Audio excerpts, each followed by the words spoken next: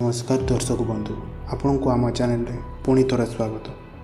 आज आम जाना जे कौन होता जदि हिटलर द्वितीय विश्वयुद्ध रे जीति जाता।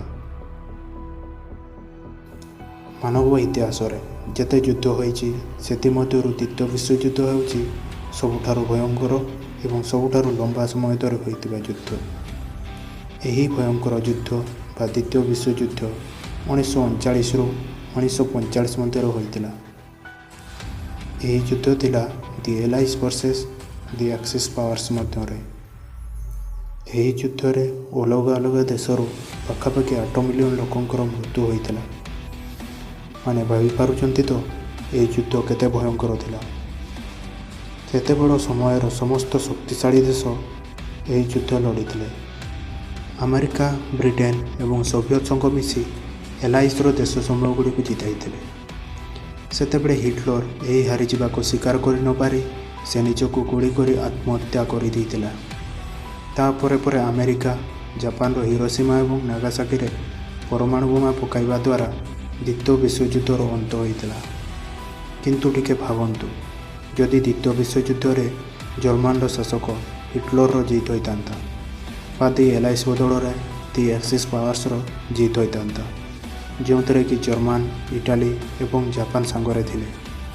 तेबे एबेर दुनियार रूपरेख किपरि होइथांता? हिटलर जदि जीत होइथांता तेबे दुनियार रूपरेख किपरि होइथांता? जानिबा पई वीडियोटी को पूरा देखंतु। आ चैनल को जदि सब्सक्राइब करना सब्सक्राइब कर दियंतु। प्रथमे आम जानिबा द्वितीय विश्वयुद्ध किपरि आरंभ होइथिला। द्वितीय विश्वयुद्ध जर्मन पोलैंड पर आक्रमण करने द्वारा आरंभ होइथिला। कहीं हिटलर चाहूला कि ग्रेट ब्रिटेन बदल में पूरा दुनिया रे जर्मन शासन चले।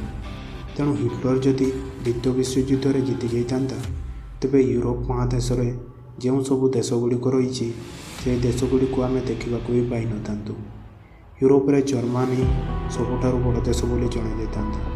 आ सोवियत संघ बा एबेर रूसर किछि अंश जर्मन अधीन रही था।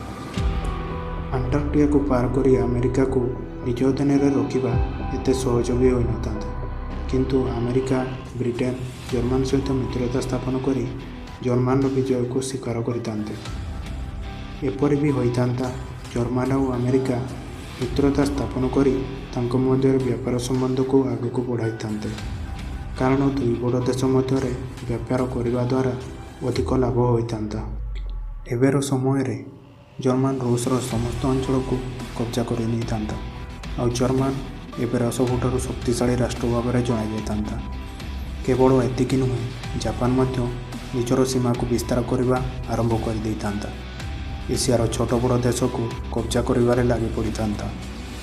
हिटलर बहुत क्रूर एवं निर्दय थिला। से यहूदी धर्मर लोकों को बहुत घृणा करुला। से द्वितीय विश्वयुद्ध समय पर्यंत लक्ष लक्ष यहूदी धर्मर लोकों को अति नृशंस भाव में हत्या करथिला। कारण यहूदी मानक पई हिटलर प्रथम विश्वयुद्ध हारी जाइतिला। एबे समय रे केवल अति अल्प संख्यार यहूदी धर्मर लोक रही थांते। आ इस्राएल बोली देशर कौन सी अस्तित्व न था। जर्मन ही दुनियार सबुठारु बड़ एवं शक्तिशाली देश भाव जन जाता। और जर्मन ही एकमात्र देश होता जहाँ पाखरे सबुठारु अधिक परमाणु अस्त्र सबू रही था। से अन्य कौन सी देश को परमाणु अस्त्र रखा को अनुमति भी दे न था। हिटलर जर्मन रे धूम्रपान को संपूर्ण निषेध कर देइतिला। और जदि द्वितीय विश्वयुद्ध जीति जाता तेबे से पूरा दुनिया रे धूम्रपान को संपूर्ण निषेध कर देता। आपण जानिकी आश्चर्य हेबे जे हिटलर एत क्रूर एवं निर्दय थिले मध्य से संपूर्ण शाकाहारी थिला। आ से जदि युद्ध जीति जाता तेबे से कौन सी पशु उपर अत्याचार भली अपराध पई अति कठोर दंड देता। से पूरा दुनिया को उत्तर कोरियार किम जोंग भली शासन करितांता। यह तो आमर केवल अनुमान, परिस्थिति अनुसार आहरी कौन कौन होता ता तो आम कहीपर ना। तो आज भिडियोटी जदि आपन को भल लगे तेरे गोटे लाइक कर दिंतु। हिटलर जदि युद्ध जीति था और कौन सब होता बोली जदि आपण अनुमान करुँच तेबे आमको कमेंट बॉक्स रे लिखि जणांतु।